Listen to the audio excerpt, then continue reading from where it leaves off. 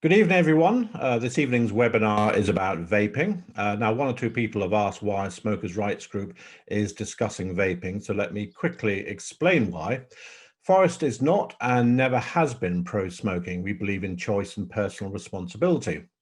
Now, in our view, the development of reduced risk products has been a positive development for consumers because it gives those who are concerned about the health risks of smoking a greater choice of nicotine delivery systems. However, this is all about making an informed choice, and we will never stop supporting or defending adults who choose to smoke. Now, if an adult chooses to smoke, knowing the health risks, we believe that's a matter for them and them alone. And everyone, whether it's government, anti-smoking campaigners, or even the vaping industry, should respect that choice. Unfortunately, confirmed smokers are often excluded from public debates and forums about vaping and smoking cessation. In our view, that's extremely misguided because we believe the views of confirmed smokers are essential to understanding why more smokers don't want to quit or switch. Also, the stories of smokers who enjoy smoking and don't want to quit are just as valid, in our view, as the stories of those who have quit and switched to vaping. We believe adults should have the freedom to make informed choices. So this is an opportunity for confirmed smokers to learn more about reduced risk products and for vaping advocates to understand why many smokers still prefer combustible tobacco. Now, this evening's meeting also coincides with the final week of April, which is the annual vaping awareness campaign, now in its fourth year.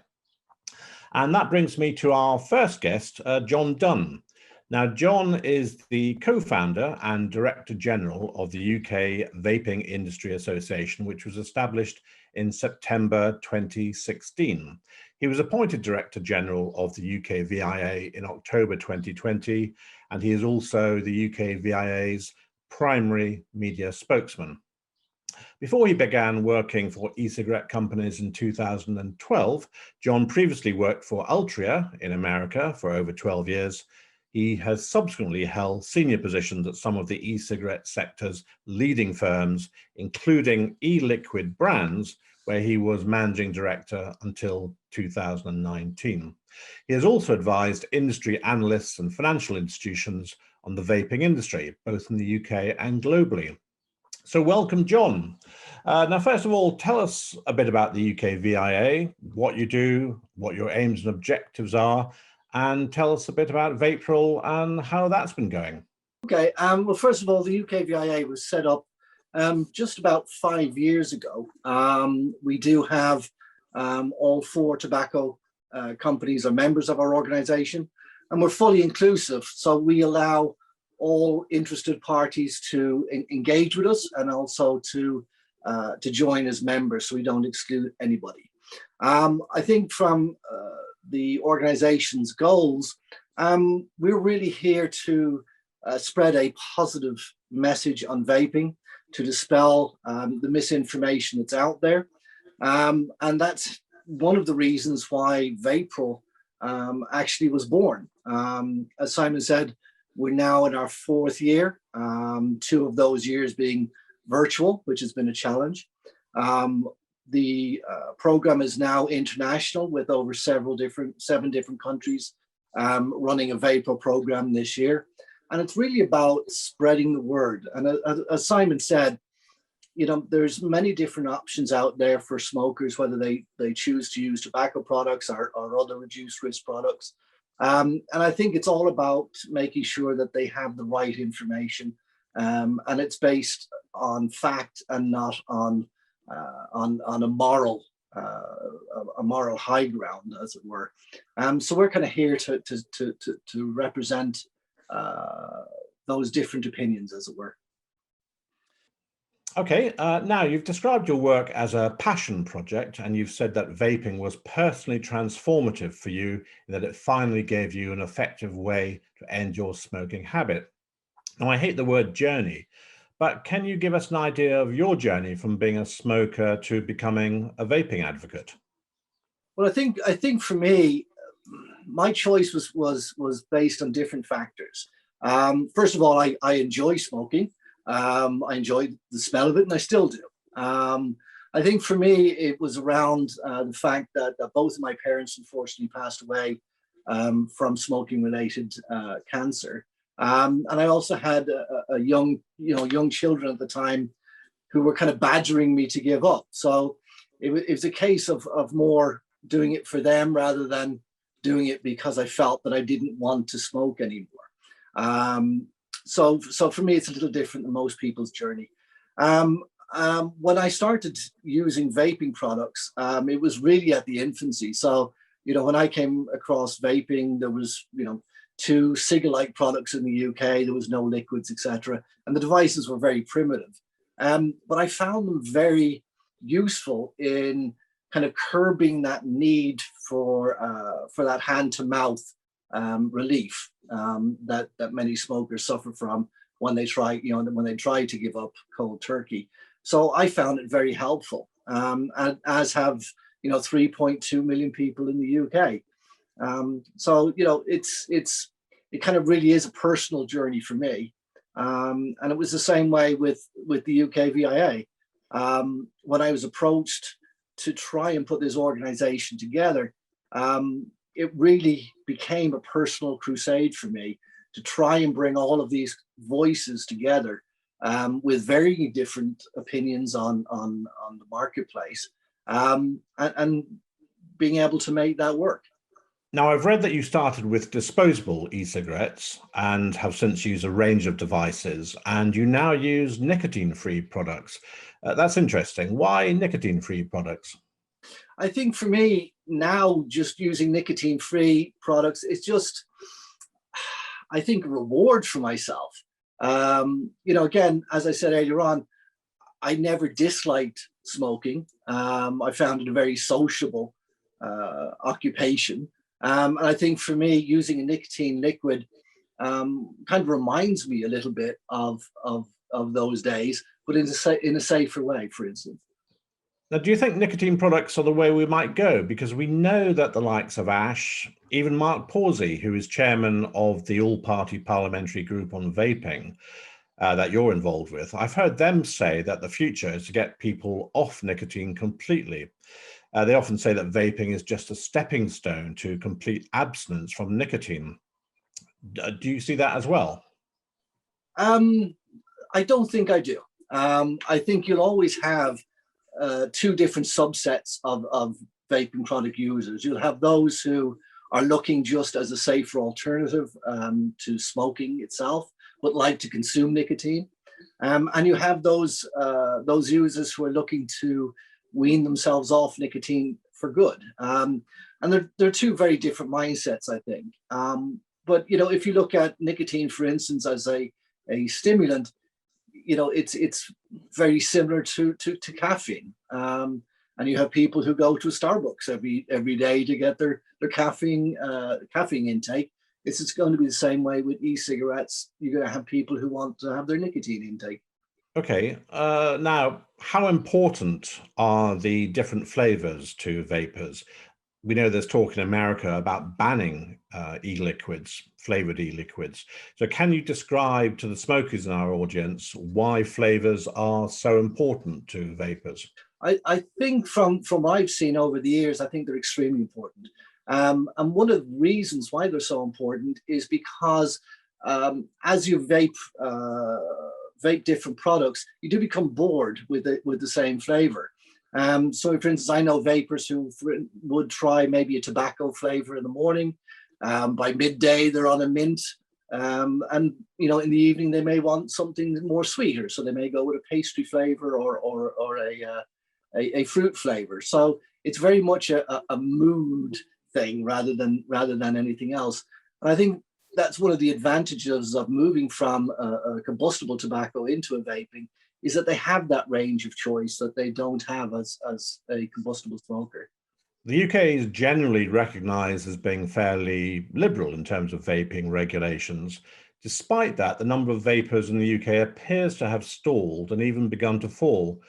Why do you think that's happened? What do you want to do to reverse that trend? And do you still see a bright future for vaping?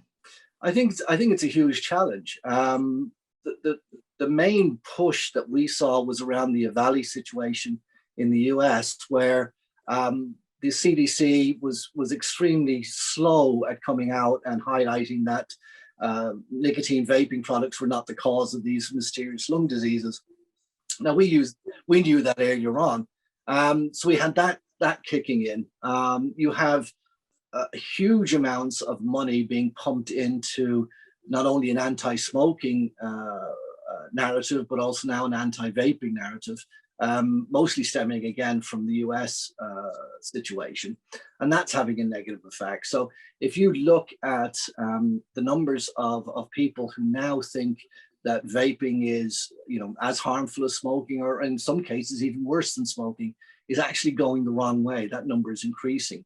And it's a huge challenge for any company and any organization within the EU because of the restrictions we face with advertising. And it's extremely difficult for companies and organizations to counteract that negative information that's going out there in the media. Okay, I'm looking at the time. So the last question, which is tied in with the title of this event, is could you just list 3 reasons why you think smokers should switch to vaping?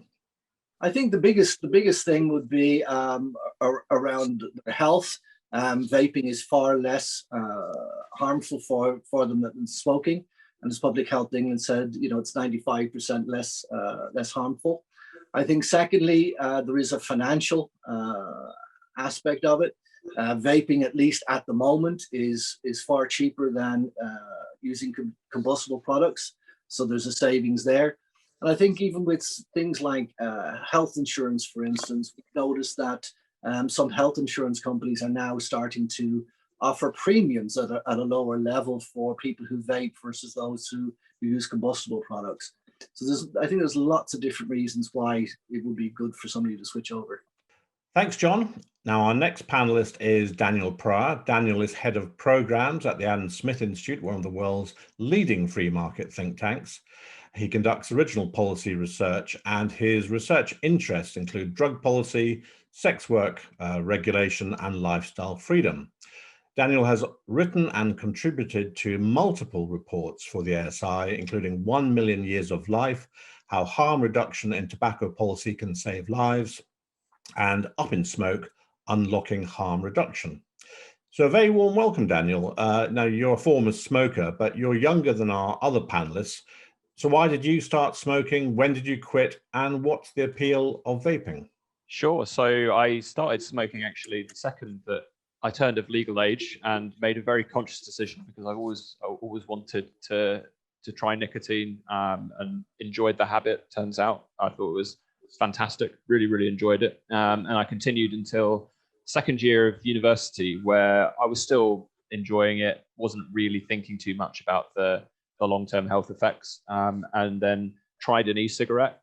Didn't really enjoy it. It was one of the earlier models. Didn't really give me the same satisfaction or satisfy my nicotine cravings. So thought nothing of it and continued to smoke. And then towards the last year of university, I was on maybe 20, 30 a day, and thought, well, my plan all along since when I started smoking was actually not to carry it on and give up. And by the time I was kind of in my early 20s or so. And so I gave these cigarettes another go. And just in the space of about a year, the products have moved on quite considerably, and it worked quite well for me, and was a dual user for a fair while, slowly cutting down as I dual used. One of the kind of things that frustrates me sometimes is people assume that the dual use is not successful or effective in terms of health. Obviously, it's a part of many smokers' journey, and there's that word again for switching. And then over the kind of next few years, I came into work for the ASI. I started to experiment with other reduced risk products. For example, I'd go out to the pub and vaping just wasn't cutting it. E-cigarettes weren't going particularly well with a pint, and it didn't feel like the same sort of satisfaction as when I was smoking. So decided to try heated tobacco, which worked quite well for that. But then, of course, I realized I can't use any of these products when I'm on a train or a plane, which is perennial frustration of many smokers and vapers alike. So now I'm exclusively on these nicotine pouches, which are another one of these reduced risk products. So that's my kind of my story, I guess. In terms of why this really interests me as a policy area as opposed to just the personal side of things. Again, like John, I've had experience in people close to me who have struggled with and sadly later passed away from smoking related diseases. And I'm never someone who thinks that, you know, people who are making an informed choice to smoke over available alternatives and they're aware of those alternatives and they continue to smoke, fair enough, that's completely fine by me. But to me, this is a kind of perfect example of an area where a largely consumer-driven, fairly liberally regulated sector and some new, exciting, innovative technology has the potential to make people's lives a lot better. And it doesn't require a penny of taxpayer money in order to do this. It doesn't require a kind of huge government information effort. All it requires is, in my opinion, at least, working in a free market think tank, the market to be working as effectively as possible. Now, I know that you believe vaping has been a great consumer-led free market success story, and I would agree with that. But what lessons can be learned by the government moving forward in terms of future legislation? Well, there's a few things that, as John mentioned, that kind of have been restricted by the Tobacco Products Directive, and that actually play into what we were discussing earlier with this kind of plateau in vaping numbers. And for me, I guess, like, the most important one is the communication of health risks. I don't want to repeat John too much, but there is very good data that shows that the proportion of smokers who have the correct belief that vaping is less harmful than smoking is less than half and has fallen over recent years. So what the government can learn here is that we need to think again about some of the regulation that has been imposed on the EU level up until now around the communication of risk. So if you look at Canada, for example, although they haven't done this yet, one of the good ideas that their kind of Public Health England equivalent, Health Canada, came up with was kind of a list of statements about relative risk that vaping and reduced risk product manufacturers can put on their packaging. And to me, that just makes so much obvious sense. You know, you're not going to get much success in changing people's perceptions from mailing out the latest Public Health England report to every smoker's mailbox in the country, right? Whereas I think you are going to get a lot of cut through if someone who walks into a vape shop might be looking to switch, might just be interested in the products, sees a big sign on one of the e-cig packaging saying vaping is at least 95% less harmful than smoking for you. So there's that side of things. But there's also, I think, and this is talked about a little bit less, when you look at survey data on why smokers tend not to want to switch to e-cigs, or maybe they have tried but they've gone back to smoking, obviously the safety concern is a big part of it. And the kind of US concerns, I think, were imported here to the help of some not too great media reporting in the UK on that. But there's also the, I guess, that the kind of simple fact that for many people, vaping just doesn't hit the same spot as smoking a cigarette. And I experienced that myself when I first started to switch. It was especially acute when I was drinking alcohol, and it just didn't have the same kind of synergy, at least in my mind, my experience with alcohol. So it's important that we raise awareness of these other products as well, I think, for the kind of the smokers who are out there, that vaping isn't for them, but another reduced risk alternative might be. And if they're in full kind of awareness of all these different products, if they're aware of the best evidence on relative risk, and they still decide to smoke cigarettes, then by all means, totally fair and not a problem in my eyes. Okay. Now, I'm not going to ask you to speak on behalf of an entire generation, but I mean, how do you think your generation looks at smoking and vaping? Because obviously, in terms of smoking, the numbers continue to fall. In terms of younger people smoking, just as it's falling in all age groups. But what about vaping? I think that there's, so if you look again at the kind of knowledge of relative risk, it tends to be higher amongst young people, and that could possibly just be as a general result of greater familiarity with emerging technologies. That tends to be the case with the younger generation more broadly. So I think that young people probably have a greater familiarity and understanding of vaping and not just the health risk, but the kind of how the technology works in general. So that's a kind of positive in some senses. But I guess with that, there is still this issue of being concerned about the long-term risks. And I don't think that, I think the young people have exactly the same concerns. There's a kind of very common argument around vaping, which goes, well, you know, unlike cigarettes, we don't have these multi-generational cohort studies that look at the long-term impacts of vaping. And one of the things, often when I'm speaking to friends my own age who are smokers, who don't want to switch to vaping, they're like, yeah, sure, the evidence suggests that it's safer, but we have no idea what it could be like in, you know, a couple of decades. To which I'd say, well, we do. This isn't the kind of the 1950s. We have a very good idea of the kind of elements of smoking that are carcinogenic or that cause potential health risks, and the same is true when it comes to vaping as well. The kind of mechanisms by which it could, in theory, cause health risks. So even though we don't have these long-term studies, we have a very good idea of what sort of biomarkers of exposure to look for when it comes to causing potential health harms. And so far, all of the available evidence, very strong randomized control trial studies, observational studies, lab studies suggest vaping isn't like that. And that actually the kind of 95% estimate is, if anything, a cautious one rather than an overly optimistic one. Okay, thanks. Final question for the moment. It's a bit long-winded, so please bear with me. In the past, free market groups like the ASI were always supportive of an adult's right to smoke, and you always oppose things like the smoking ban and plain packaging. Now, today we hear a lot from the ASI and other free market groups about the benefits of vaping. So I wondered where you and the Adam Smith Institute now stand on smoking, whether you'll actively oppose some of the regulations that are currently being considered. For example, there's talk about a reduction in the prevalence of shops that sell tobacco, smoking bans outside pubs, restaurants and cafes, increasing the age of sale of tobacco from 18 to 21. Now, these are all policies that might, in theory, encourage smokers to switch to vaping. So would the ASI support or oppose them?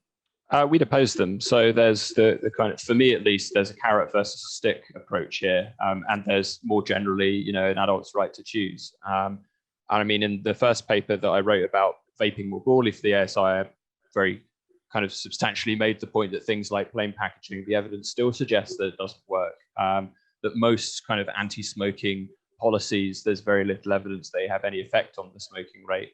But more broadly, even if they did, then that's not the kind of main point here. The main point is to increase choice.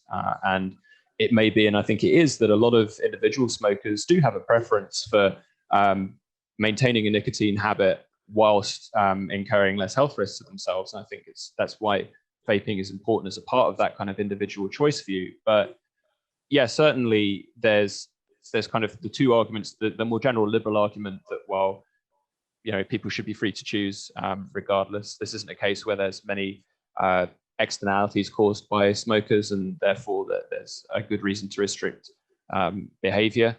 So yeah, I definitely be against some of this stuff and continually have been. I guess the kind of the underlying thing though with your question is in terms of emphasis and where to put the kind of policy emphasis. So if I'm as I am now, we'll be releasing a paper on this in a couple of weeks, another one on kind of harm reduction policy.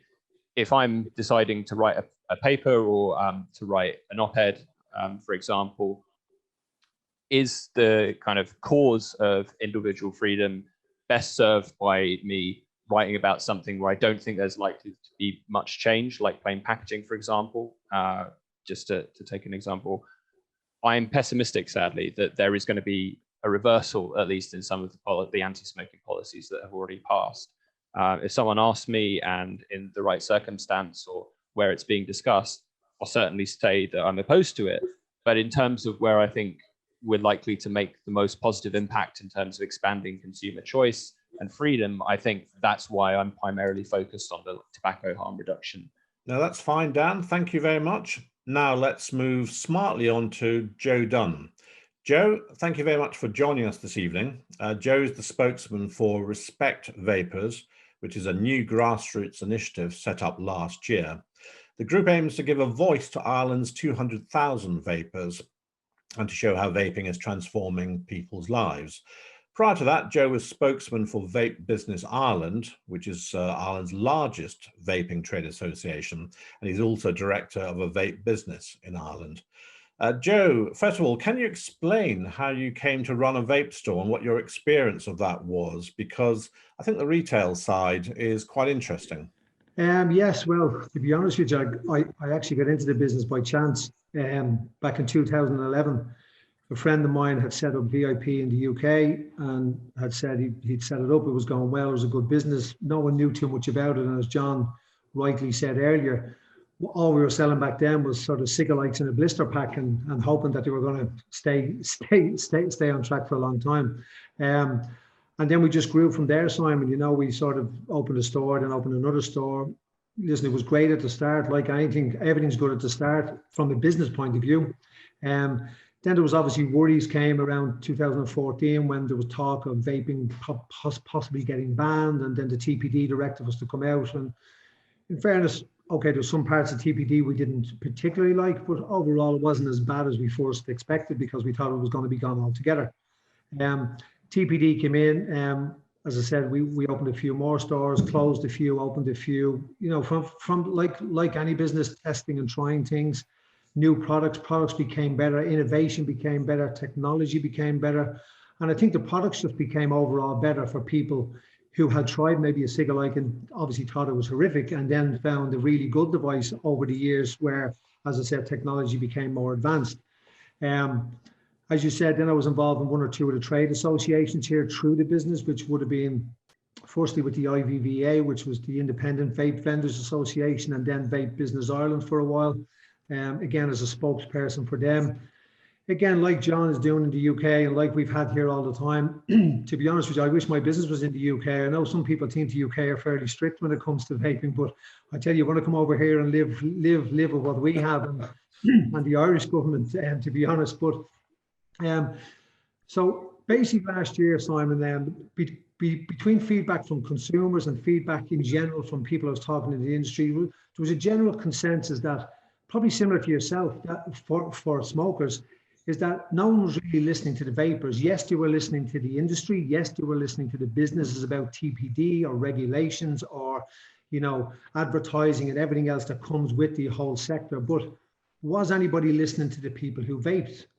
Was anybody listening to Mr. Jones down the road that smoked 60 a day and he used vaping and he stopped smoking and his health got better and all these type of stories? So I decided to sort of talk to other vape businesses and then maybe, and then we sent out sort of surveys to the consumers to see if there was an appetite for a consumer group to be started up. And basically it just started from there. We only started sort of the middle of last year.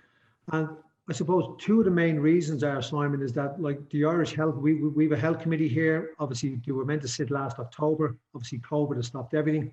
But the health committee is sitting and is deciding on future and more, I'd call it over-regulation when it comes to vaping. But the problem is that, unfortunately, they're basing a lot of their evidence on what they're getting. So the government are sending out their health bodies to go and do studies or get reports back.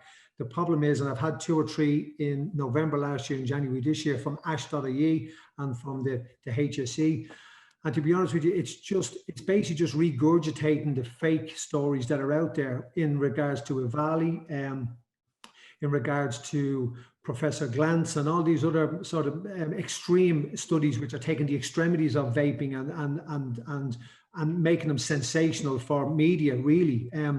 So thankfully, again, I won't go on too much longer on this, but thankfully, because I'm a consumer group, so when I'm doing the consumer group for Respect Vapers, it's nothing to do with my vape business, and I have to stress that to people because it is a passion product, something similar to what John said earlier. It's a passion product for me, similar to probably what it is for you, Simon, in relation to people aren't listening to the vapers. Like as you say, people aren't listening to smokers. They're not listening to these people, that these people are saying that vaping has helped them stop smoking. Do they feel better? Yes, a high percentage of them do. Are they saving money? Yes, a high percentage of them do.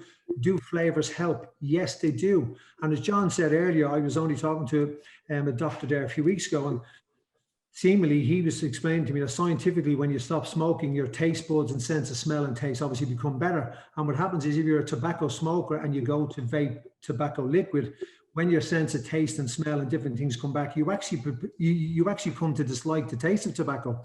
And And in fairness to, like most of the statistics I get would be from ash.uk. I think they do very good research and studies and keep watching things. Like if you look at it, I think it's over 70% of adult vapers are using flavors, no matter what that flavor is, whether it be mint or fruit or whatever. So it's a huge thing here, Simon. And I suppose my last point is my constant battle here from a vaping point of view and from representing the consumers is that the Irish government are just looking at the wrong, unscientific and unfounded stories, and they're also clinging to the whole aspect of we need to protect the children from this product, you know, which is statistics show us, even though we don't do many studies here in Ireland, they even show us that less than 1% of young people who are vaping were not smokers.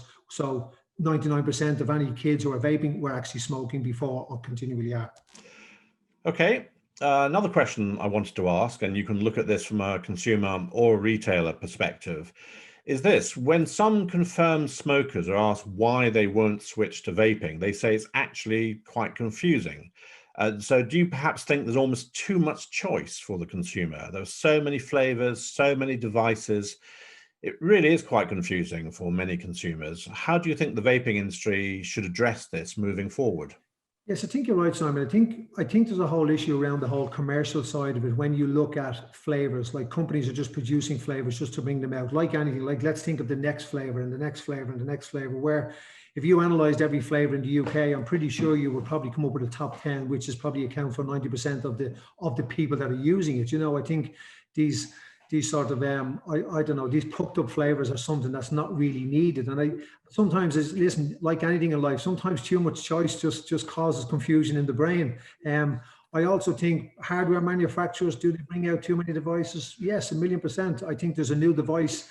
You know, unfortunately, with the likes of TPD in Ireland, we have a 6 months notification period. If I notified the device today, I'd have to wait 6 months before we sell it. By the time 6 months comes, there's already been 6 or 7 new devices brought to the market. So I can understand from a smoker's point of view, it is very confusing. It is.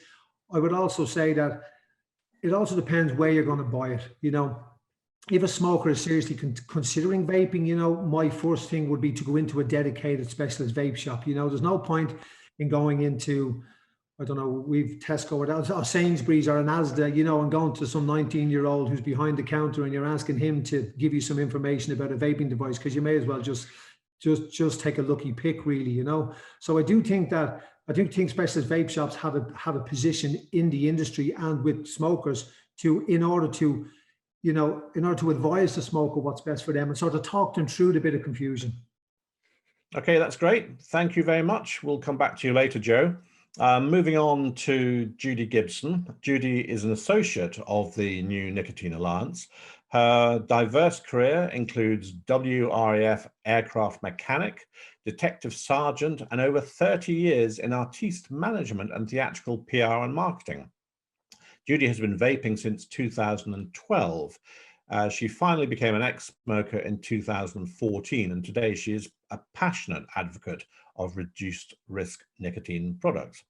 Now, Judy, I know how passionate you are about vaping, but I also know that you believe in individual choice for good or ill. I'd like to address both issues, but let's start by getting some insight from you into your enthusiasm for e-cigarettes. Enthusiasm.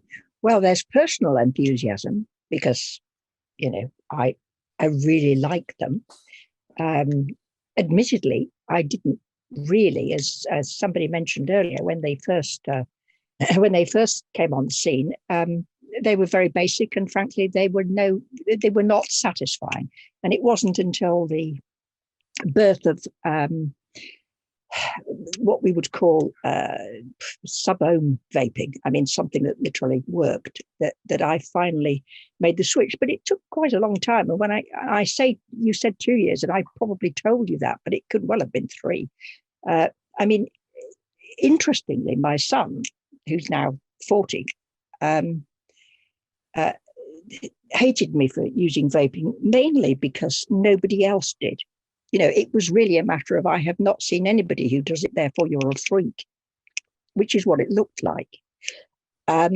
He did finally start, but, you know, it actually, I say took him, I never put any pressure on him at all. I mean, I told him about it, but it's no more than I would do to anyone, my son included, my only son, because I do sincerely believe actually in personal choice and personal motivation. So, you know, I'm looking at the comments here in the chat, and, you know, however enthusiastic I may be about safer choices, I have never put that over onto smokers to say, you should switch to vaping. You may choose to consider switching to vaping or switching to IQOS. You know, I have an IQOS as well, and I have a cigar now and again, as Simon will testify. But no, I mean, it took him 4 years, and the people who are here that are aware of all these studies that go on, these random control studies, which are nothing like real life at all, they would have put him down, my son, as a fail. You know, vaping does not help you to quit smoking, because, you know, they at the most they give people 10 weeks, and if they're very lucky, they'll give them a year. 4 years? But he reduced the amount he smoked gradually until one day he just thought, okay, and that was it. So yes, I'm very pro it, because I think it can save people's lives. And I realize that that's a bit emotive, because actually it depends if your life wants to be saved or if you care. And indeed, my father, for instance, he smoked pretty much all his life, you know, bar being a small neonate. But I'm going on, oh God, I'll be 68 in August. I'm not one of these women who cares about their age, because, you know, who cares? But I was born in the days where you wouldn't have ever suggested to your father that they switch and do something else. I mean, you just didn't. It was nothing to do with me. Had vaping been around then, he might have considered it, but when my mother would say, you know, blah, blah, blah, he would say, it's too late now. It's too late. And to some extent, he equated his life with smoking. I mean, smoking to him was vital. I have to say, if you'd met my mother, you know, there were some mitigating circumstances there, because God knows, I'd have frankly carried on smoking as well. But I mean, he died of COPD, and very badly, I have to say. I mean, he just had an extremely awful, you know, decline over a period of nearly 2 years. So I suppose my main point is, what is the motivation? You know, first of all, get people's motivation. Why should they stop smoking? Well, actually, they shouldn't have to do anything, but they may think, I've got young children, I've just had my first child, I think it would be better if there's no smoke in the house. And as somebody else said, I can't afford to do it. You know, there are a myriad. We all make different choices for different reasons. I don't personally like exercising. In fact, I don't think I've exercised once in the entire COVID period, because I can't bear the thought of actually just walking around the village for the sake of doing it. However, when I was in New Zealand a few years ago now, I mean, I climbed right up to the top of a hill at God knows what time of night, simply because I wanted to look on the other side. You know, I mean, so yeah, I'm one of these people that doesn't necessarily do something because it's good for me, I'm afraid. Okay, well, can you explain to the confirmed smokers who are here this evening what it is that you particularly enjoy about vaping in relation to smoking, for example? Because we often talk about the pleasure of smoking.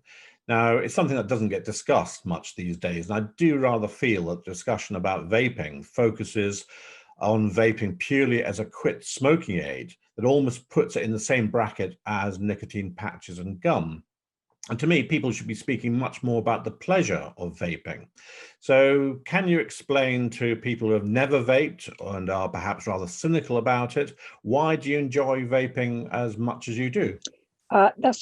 It's a good question. And those of us in the vaping fraternity, he's no longer sort of active now, but we'll remember Dave Dawn. And Dave Dawn was an avid supporter, but he also was somebody who keeps on talking about the pleasure principle. If you don't mention the pleasure principle, because he came from Newcastle Lake, if you don't mention the pleasure principle, you've missed the bloody point. And he was absolutely right. And we can become too, again, it's back to shoulds and might and so on. I have to say, I do like the choice, but then I've got some idea of what I want. But I enjoy it because I enjoy it. I mean, I think there is a hand-to-mouth principle. Without a doubt, there is that feeling of blowing something out of your mouth that, you only have to consider a nicotine patch as opposed to a vape and consider the two. And people were saying that they enjoyed, and in the chat, for instance, you enjoy the whole element of vape. When we say habit, I mean, yes, it is a habit, but I can remember when I smoked, I would have never picked up a telephone I'd have been late for the telephone. I would have picked up a cigarette first because I couldn't actually talk at the same time. But I enjoy it. I have the occasional cigarette. Oh God, now don't put that out on social media. For God's sake. I mean, I'll be sacked. It won't be the first time. Because I can, I'm not a rigid conformist. I have had the odd cigarette and really quite enjoyed it. The difference is that I don't have to have another cigarette because I have this. Okay, I've just noticed the time, and it's entirely my fault, but we're massively overrunning. But I now want to bring in our final panelist, Dan Donovan. Now, I'm sure a lot of our regulars know who Dan is, but for those who don't, Dan is a musician, a photographer, graphic designer, and a general Renaissance man. Over a 35-year period, Dan has recorded 16 albums and performed throughout the UK, Belgium, and the Netherlands. Dan has worked with Forest for 15 years. He designed our current logo. He designs most of our publications and promotional material. He's a large gallery of photos that were taken at various Forest events, but most important in the context of tonight's discussion, he is a confirmed smoker. And we felt it was important while we're discussing vaping to have somebody make the point that they've tried vaping and they don't particularly like it. They prefer smoking, in other words. Now, Dan, I've known you for a long time, and I know that you do have a genuine love of tobacco. So can you tell us how that love of tobacco developed? And second, what is it about smoking tobacco that you particularly enjoy? Okay, there's a couple of things. My background, my upbringing was a very strict Christian church-based upbringing, and tobacco and alcohol and lots of things was taboo. And as I grew up, there were, I had uncles and granddads and people around me who smoked a lot. And I did actually quite enjoy the smell of tobacco, but I never smoked. And through my 20s, a lot of my friends, being a musician and going to art college, a lot of my friends were smokers. I never had a problem allowing smoking in my house. And then towards the end of the, I was almost 30 and I'd started smoking the odd cigar and I really enjoyed it. And then I moved on to a pipe. I started smoking a pipe. And then I started touring in Holland and Belgium, and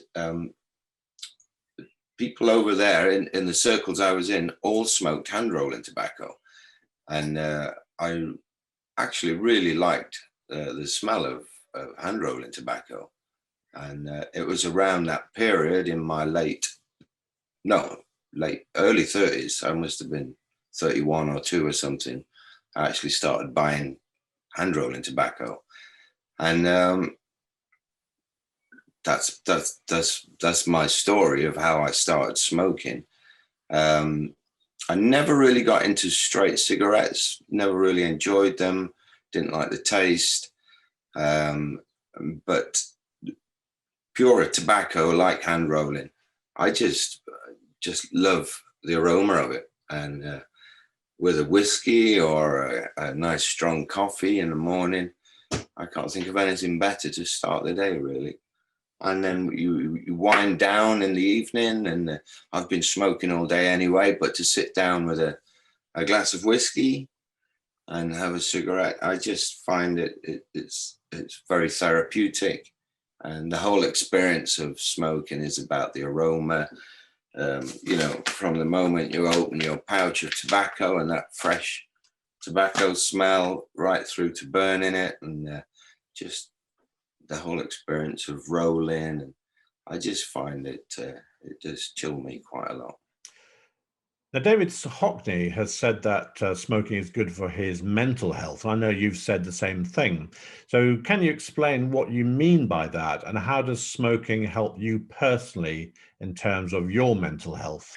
I think it's something I can focus on, and I think I think smokers generally are better listeners.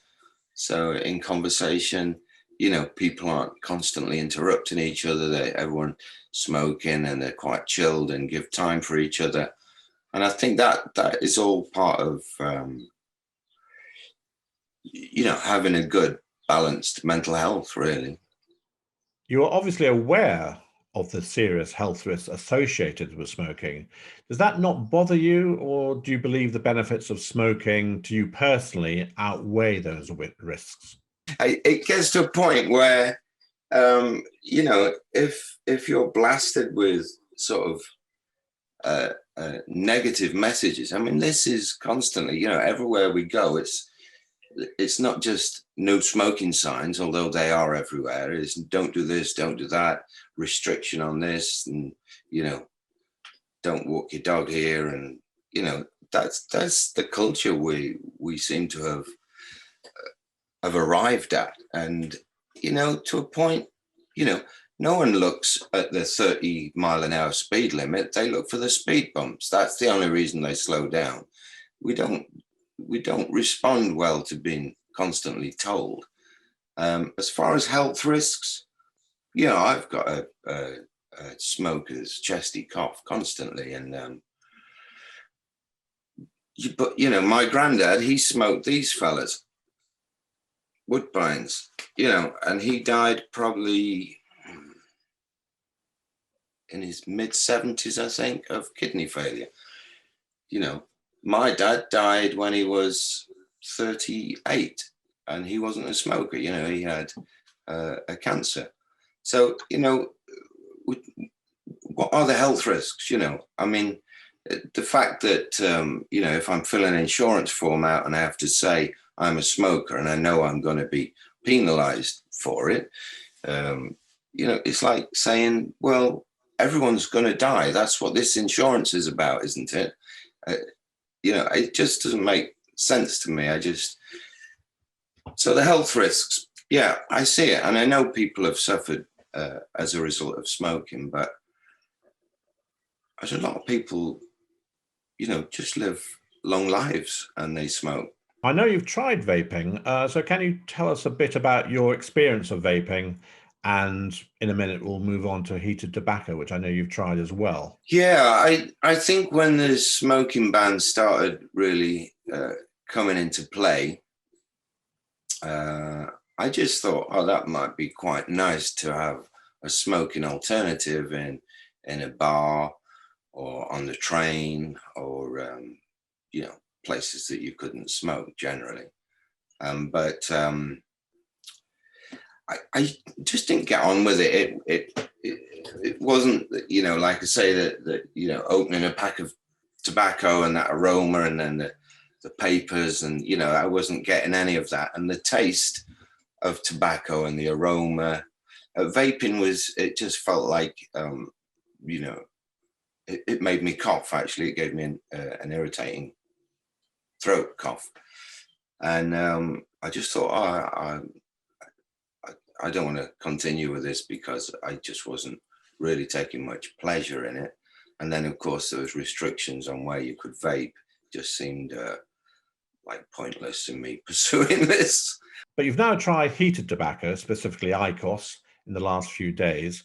So tell me about that, because I know smokers who have tried heated tobacco, and some prefer it to e-cigarettes because they find it quite a nice halfway house between smoking combustible tobacco and e-cigarettes. So how did you find it? It probably is a halfway house, but it's not a house that has any attraction for me. It was faffing about. I mean, the box it came in was amazing. It was like opening a new iPhone or something, and the instructions and all that stuff. Yeah, it was all very cool, and it feels quite classy and expensive. Yeah, trying to work out, hang on a minute, have we lit it up? Yeah, we've got a light on, and then it starts flashing, and then it was just too complicated for me. You know, you light a cigarette and you're away, you know what you're doing, whereas this tells you when you're running out, whereas with a cigarette, you know when you're running out. And again, it was just a taste, but it was too vapory for me. Okay, last question. Can you conceive of a time when you will never smoke? Yeah, when I stop breathing. Right, let's finish on that moment. Rob, back to you. Rob, have you fallen asleep? Oh, yes, I'm here. Don't worry. I hit the unmute button and it didn't work the first time. Give me a break, Chief. Oh, right. Okay. There's already people lined up to have their say. Stephen's been itching since the very word go. So Stephen, if you'd like to say your piece. Can you hear me? Yes. A comment and a question. Vaping is a choice, but it seems to me an unfortunate choice, because the only reason people vape is either out of fear, because they feel the health risks of smoking outweigh the benefits, or because they're being coerced to vape so they don't have to pay the high taxes of tobacco. My question is, I saw the movie Nicotine put out, I believe, by the Adam Smith Institute, which was very, very good. And it shows just how much misinformation comes from the most official medical authorities concerning nicotine. My question is, the history of the anti-smoking movement and all anti-smoking research has been funded by anti-smoking organizations and executed by anti-smoking researchers, and has been all observational and very suspect. Why do you not question that history, especially when you see how the anti-smoking movement has spread information about secondhand smoking and vaping? Thank you. Okay, thanks very much, Stephen. Barry?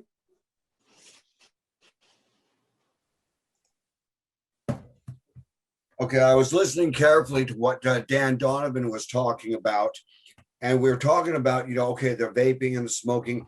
People find pleasure from smoking tobacco and stuff.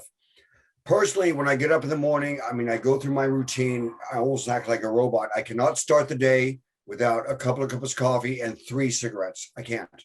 Why?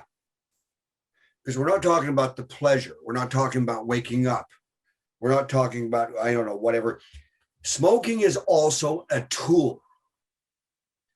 Dan touched on this just a little bit. He said he was an artist. He said he was a musician.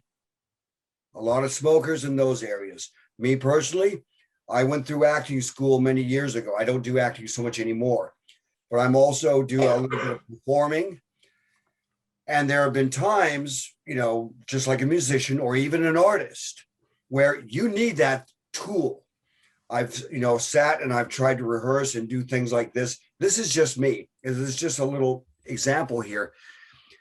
I've had to grab the cigarette and I just start puffing away. I'm thinking it's not working. What I'm trying to accomplish here, it's not working. Focus. Smoking a cigarette is a focus tool, very much so.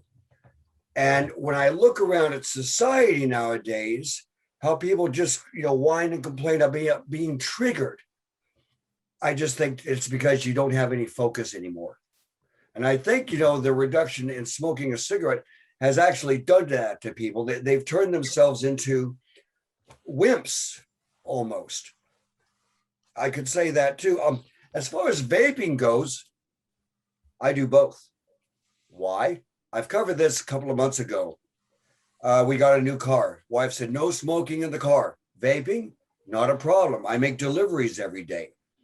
When I'm relaxing in my bed at night with my laptop, watching Netflix or something, you know, I don't want to fill up my bedroom with smoke, but this, it's not a problem. Vaping definitely does have a market, and I think that market should be encouraged for various reasons. I think I'll shut up. Thank you. That's great. Thank you, Barry. Right, Mark. Yes, good evening. Basically, I've got a question or questions for John Dunne, on the practicalities of vaping in the UK.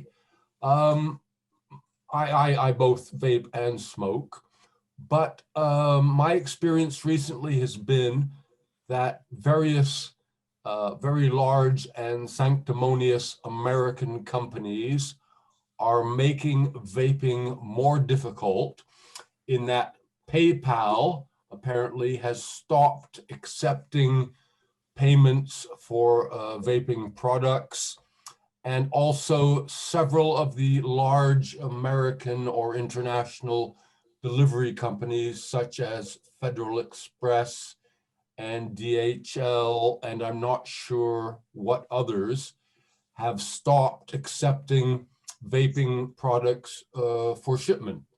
So it's unfortunately becoming more difficult from a practical point of view to both buy and receive your vaping products. And I'm wondering if John had any comments and hopefully any solutions to these problems. So that's me. Cheers. Thanks, Mark. Got Pat Nurse next. Hello. Yeah, I just got in from work, so I've missed everything that everybody said, so I may touch on stuff that has been mentioned or answered or whatever. Well, I mean, first and foremost, it's about choice, isn't it? For all of us, no matter what our evil vice is, it doesn't really matter. And what we shouldn't ever do is try and push one choice at the expense of bashing another. Okay, so I mean, as much as I understand, vapers seem to be in on this, you know, they understand it's about choice, and attacking our choice could actually affect their own choice. And I think a lot of vapers understand that. But clearly there are some, like Vape Club, who don't understand that, who see this as, you know, and let's face it, any company, anywhere that wants any kind of free publicity and miles of it, column inches of it, just have to bash smoking. I mean, before that, there was the chap who smoked, who banned his workers from taking breaks or something if they smoked, wasn't there? There was the plastic surgery place that put out a press release saying smoking makes your nipples fall off. That got quite a lot of press coverage at the time, and so on and so on and so on. You know, and it just feels, as a smoker and a lifelong smoker, I mean, this is the thing with me. I recognise that I'm probably quite unique in the way that I feel about the smoking issue. And I think part of that reason is because I have become, since 2007, I would say before 2007, if you asked me what I was, I would say I was a journalist, I would say I was a mother, I would say I was a wife, I would say I was a sister, a mother, I'd be all kinds of things. But what I wasn't was a smoker. I was somebody who smoked. After 2007, it was almost like the identity was forced upon me. And actually, that was really the first time I started to think about it. And I think a lot of people did. And I think, you know, clearly a lot of them thought, oh, yes, and they stopped smoking. This is a good opportunity, you know, and stopped. But for me, I thought about it the other way. And I just thought, well, why? You know, what am I actually doing wrong here? The product's not illegal. And let's face it, there were plenty of studies, and there's been hundreds of studies on passive smoking. And the ones that they use to enforce the law and say it's, you know, it's killing other people were actually cherry-picked studies that were to their advantage and to push out. And we know exactly what tobacco control is like for misinformation, misleading, for ramping up stats to be something really dangerous and frightening. And vapers, they understand entirely about junk science when it's used against vaping. And one thing that bothers me is that when they catch out tobacco control on something they've said about vaping, like recently, I think it was this idea that if you vape, suddenly you're going to give people COVID, more danger of catching COVID from somebody who vapes, as they say about smoking. But then vapers will do things like, well, this is just not on, you know, we all know tobacco control lies, and then they'll put, you know, vaping, tobacco control, whatever, but they never put like a smoking there. They never, it's almost as if smoking's the forbidden. We better not mention that, because if we mention that, they'll think we're crazies or something. You know, what you've got to recognise is junk science, and it doesn't matter who or what it's aimed at. So that's the first thing that really bothers me about that. Now, secondly, regarding using these devices, I've tried vaping, I've tried the Cigalite. In fact, I've probably still got it here in my drawer somewhere. Can't remember when I last used it, because it's clunky and it's horrible, but then again, it's the best that I've tried. I got one of these. I don't know if you can see this here. Looks like a vapey thing. It's great. You open it, you put your tobacco in there, you close it, you switch it on, it heats it up. So in effect, it does, I suppose, what ICOS does. And don't even get me started on Philip Morris. I think Simon knows probably how I feel about Philip Morris and its flipping ICOS. It can take its ICOS and stuff it wherever it likes. I will never, ever buy another Philip Morris product as long as I live, for the simple fact that Philip Morris didn't mind getting me on cigarettes at 8 years old. And now that I'm 61, it wants to tell me that, you know, it cares about me and it wants me to go on to vaping. Bollocks to that. It wants people to move on to vaping for the simple fact that it knows the money lies there. Okay, so it doesn't really want to sort of come away from tobacco, because that's its money, that's its core thing. And so it's trying to push us on to ICOS or whatever. And if I ever decide to go on heat not burn, it certainly won't be a Philip Morris product. I enjoy smoking, you know, and I do enjoy it. And I'm sorry that I'm not ill, you know. I don't get the chesty thing. I just don't.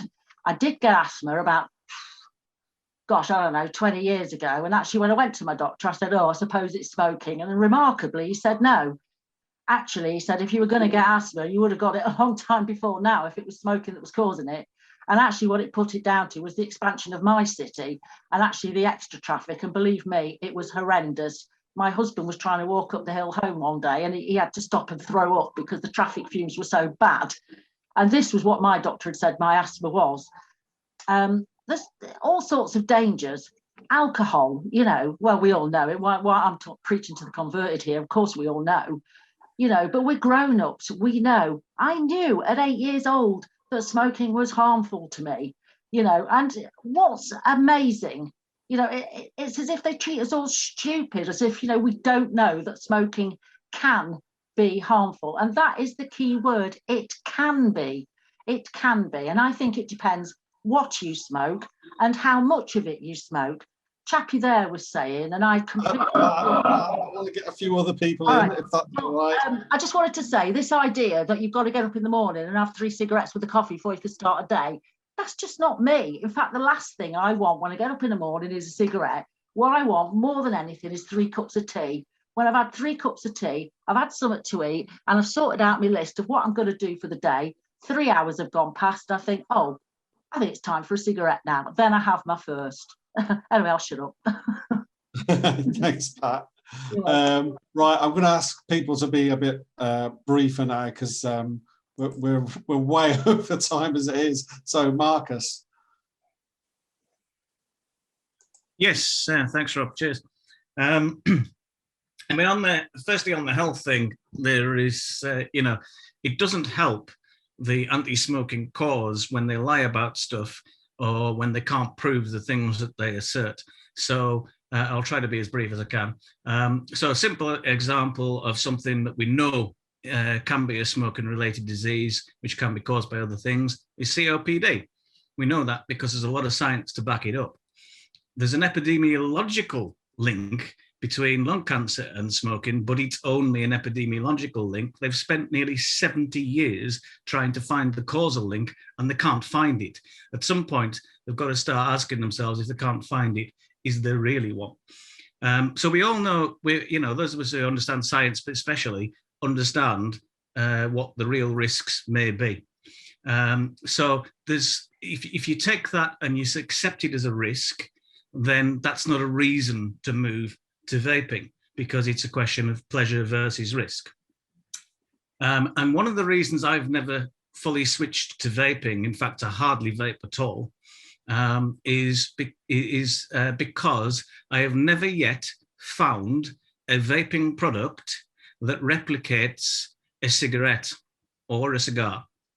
Some have come close. There was one which I tried and I've forgotten its brand, but it seemed to disappear, and that was the closest I've found. The only reason I wanted to try vaping in the first place, however, was to vape in places where you couldn't smoke. So, some pubs don't allow you to vape, some trains and planes don't, some airlines do, some don't.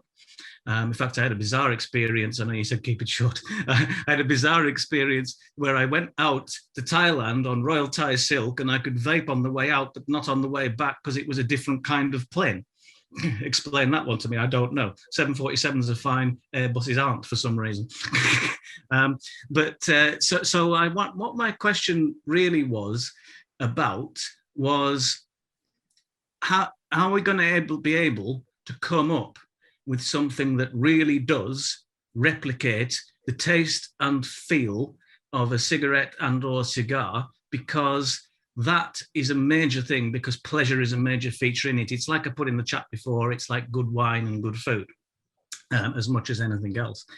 And the other thing is, are we going to be able to come up with something that can be used on likes of planes and trains and still actually goes some way to replicating the real feel of smoking and taste.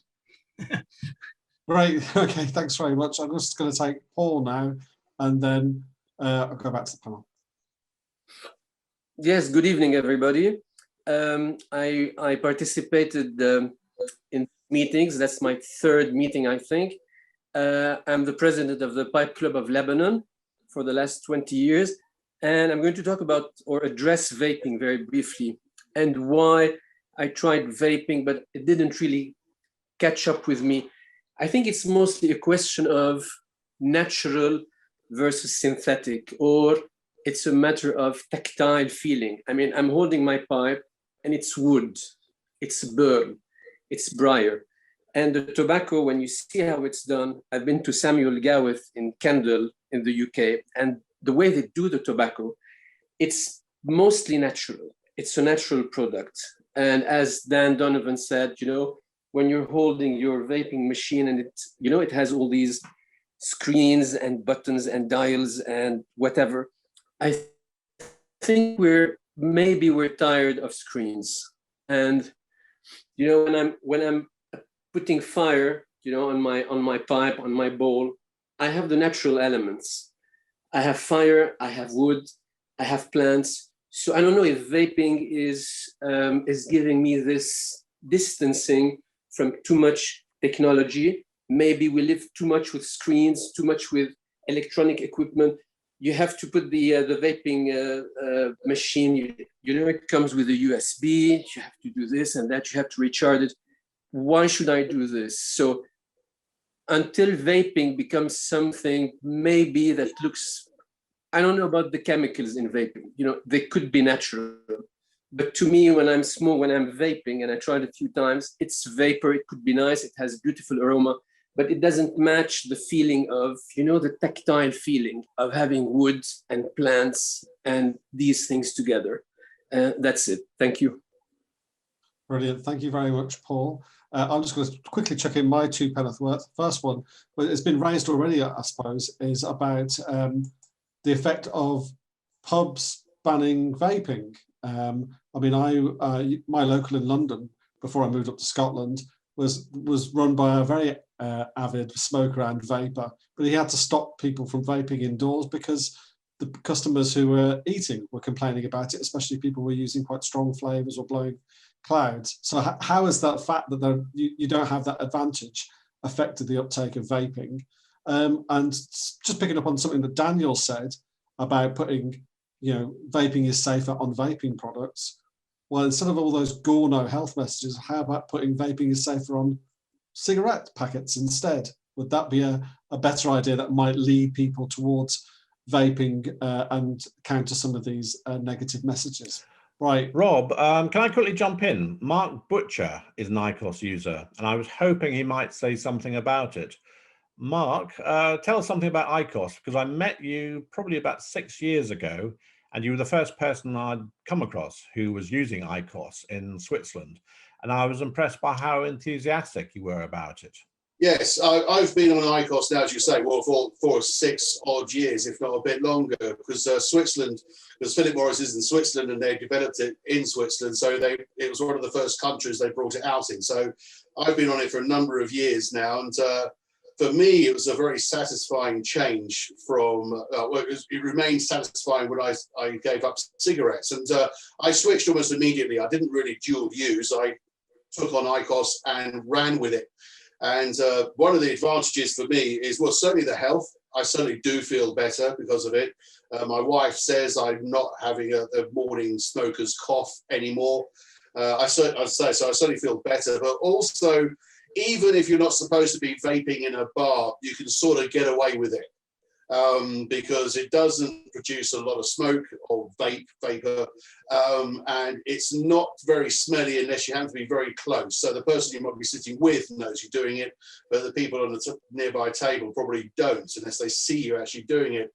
So I found that in bars, I tend to be able to use it reasonably okay. Sometimes I get spotted and asked not to, then I leave and go to another one.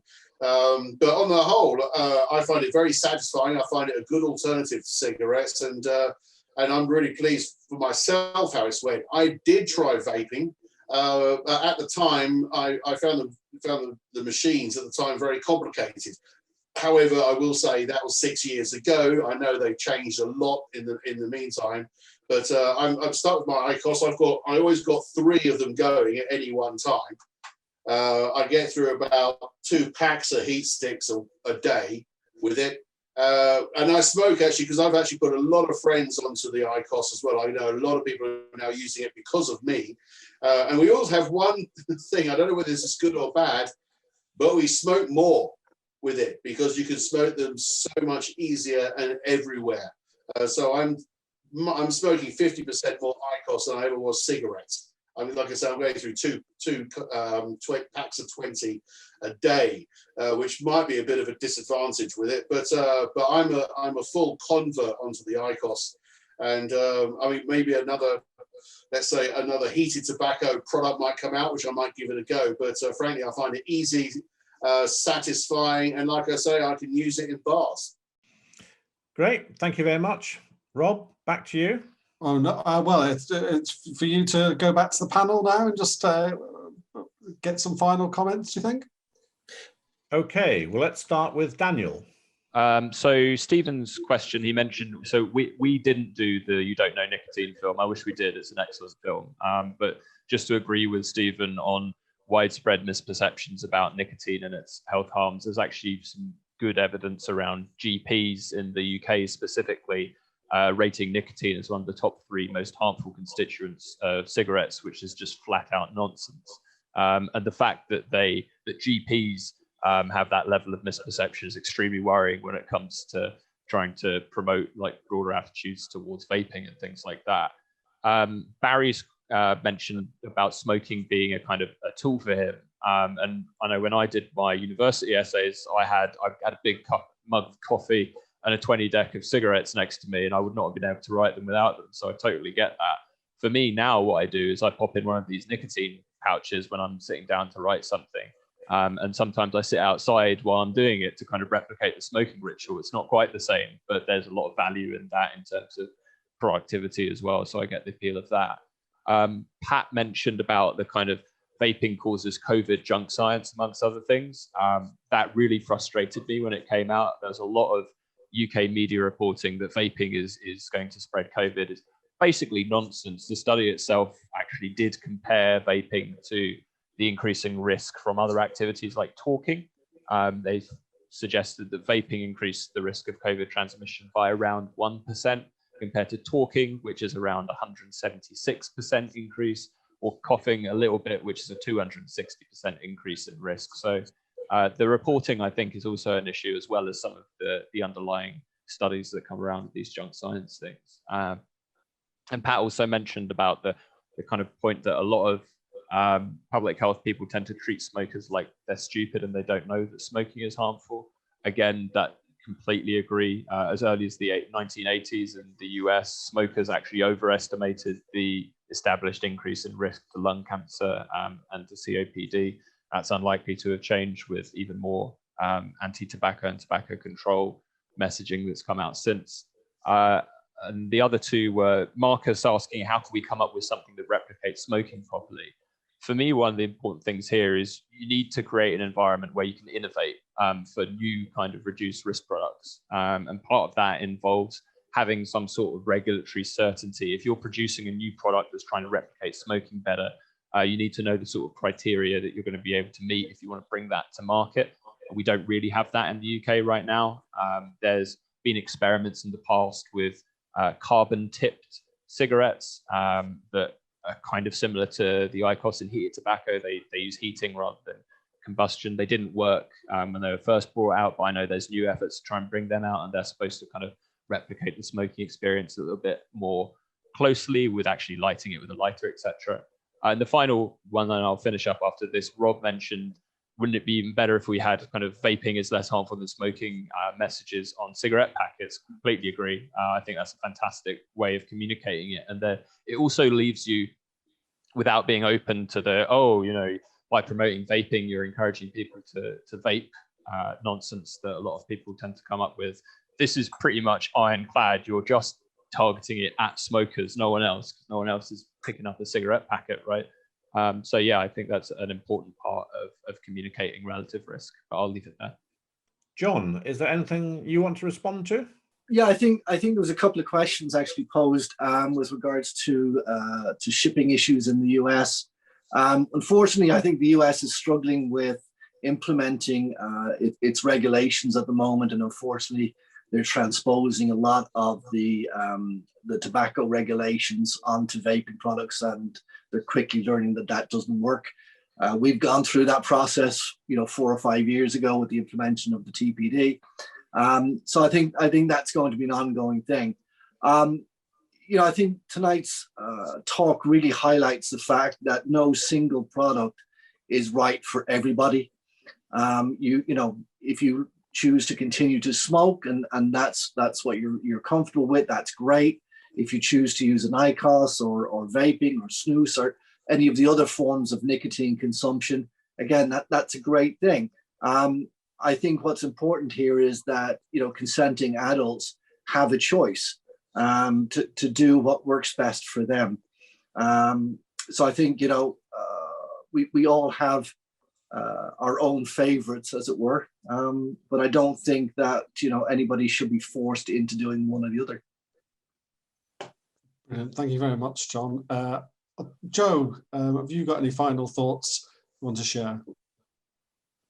Well, probably just to emphasize what John said there, I think the biggest thing that we have as human beings is free will. I think that's the greatest gift that we have, and no matter what you choose in life, it's down to your own decision. As John said, if if smokers continue to smoke and that's what satisfies them. And as a lot of people said, they enjoy smoking, you know. So if you enjoy something and you choose to do it, well, then that is your choice. Nobody should try and push you down a vaping alleyway or down NRT or whatever it might be.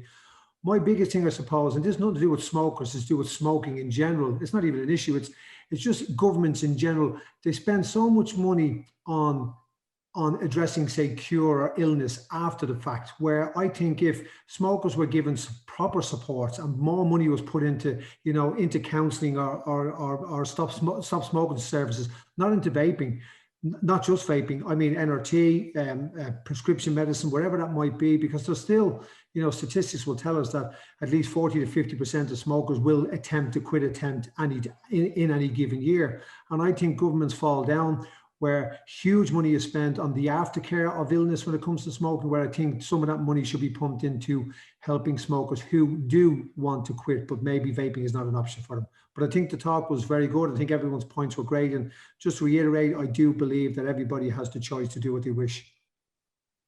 Brilliant. Thanks very much, Joe.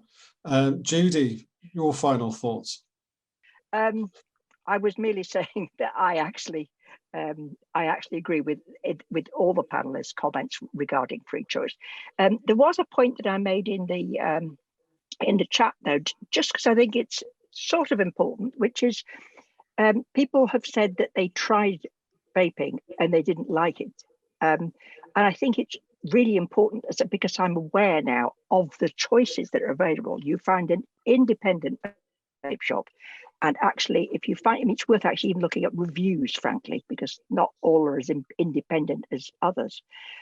Because there's a myriad, and you could actually try different ones out, because it makes an incredible difference. It's a little bit, I mean, it's not the same as cigarettes, but I guess if the first thing you tried was a Players, I mean, untipped, as opposed to maybe a Marlboro or a Cadet. I mean, people have a choice when it comes to cigarettes, albeit limited. So I would just put that there. And yes, actually, you can get a beautiful mahogany, tactile, you know, fabulous sort of things. You could get them in every shape or flavour. And thank you. And thank you very much for inviting me, Simon. Much appreciated. Thank you. Thank you, Judy. You just reminded me of Jasper Carrott starting every show with audience applause and laughter and then saying, "That's the best joke I know." Hey, I used to help manage Jasper Carrott. That he was, yep, I used to do all the PR and marketing for him. Yep, he gave me a bottle of champagne that I actually drunk on the top of a roof after my house flooded. I thought it was right to open it. I mean, seriously, it wasn't even chilled. I thought, oh, to hell with it. If it's not now, fuck it. Excuse my language. Thank you for that. Dan, your final thoughts as well, please. Yeah. Just thanks to Forrest, really, and Simon for just being there, because, you know, all the Zoom meetings that I attend, I would be very skeptical about the response I would get if I suddenly lit up a cigarette. And just, you know, there's a safe haven, really. I mean, it's nonsense because, you know, if I was smoking in a Zoom meeting, I wouldn't be affecting anyone at all. But, you know, I'm just nervous to do so. And I know that I would be met with a lot of negativity. And so, yeah, it's a pleasure. Thank you for asking me to chat on here and have a cigarette. And each to their own, you know. I think the stigma of smoking is absolutely ridiculous, and I don't think ultimately it's about health. I think that's just, it's all cloak and daggers. I think it's about money and how much they can tax me on a product because it's deemed unhealthy. Brilliant. Thanks very much, Dan. Simon, your closing remarks? I just want to thank you, Rob, as always. Thank you to all our panelists, John Dunne, Daniel Pryor, Joe Dunne, Judy Gibson, and Dan Donovan. Special thanks to Dan, because it's quite rare these days for a smoker to publicly defend their habit, even on a forum like this. But I also want to thank the vaping advocates, because I think it's important to keep the channels of communication between smokers and vapers open. And as Dan said, each to their own. So I think there's room for everybody. So thanks to everyone for taking part, and good night.